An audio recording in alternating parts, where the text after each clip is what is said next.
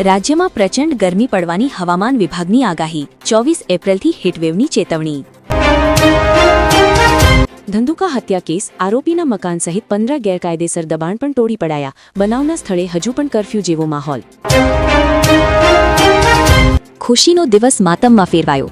સુરતના જાણીતા ઉદ્યોગપતિની પુત્રવધુએ ભર્યું અંતિમ પગલું. પરિવારમાં માતમ. સુરતના વરાછા વિસ્તારમાં જમીન વિવાદે લીધો હિંસક વળાંક.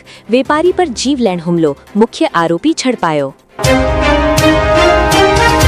ગુજરાતમાં સ્થાનિક સ્વરાજની ચૂંટણીનો માહોલ ગરમાયો. ગોપાલ ઇટાલિયાએ સભામાં અપશબ્દો બોલ્યા અને લાજવાને બદલે ગાજ્યા. પવનોની દિશા બદલાતા ગરમીમાં વધારો થશે. 26 એપ્રિલે 42 થી 43 ડિગ્રી સુધી તાપમાન રહેવાની શક્યતા. કચ્છમાં કમિશનવાળા ખાતામાંથી 17 કરોડની સાયબર ઠગાઈનો પર્દાફાશ. 2 શખ્સોની ધરપકડ. તળાજામાં સોની દંપતીના મોતની ઘટનાનો ભેદ હજુ અકબંધ. મૃતકના પુત્રવધુ અને મિત્રોની ભૂમિકા અંગે તપાસ.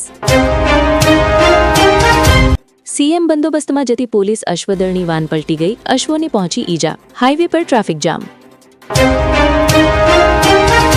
વલસાડના કપરાડામાં આણું વાળવા જતા પરિવારની પિકઅપ વાન પલટી. 6 લોકોના કરુણ મોત, 28 ઈજાગ્રસ્ત.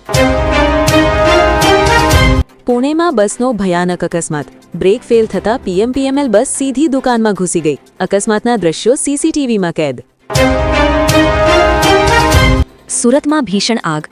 માસૂમ બાળા અને 4 મહિલા સહિત એક જ પરિવારના 5ના મોત. ગુજરાત પોલીસનું ઓપરેશન મ્યુલ હન્ટ. સાયબર ઠગો પર તડાપીટ. 40ની ધરપકડ અને કરોડોનું કૌભાંડ ઉઘાડું.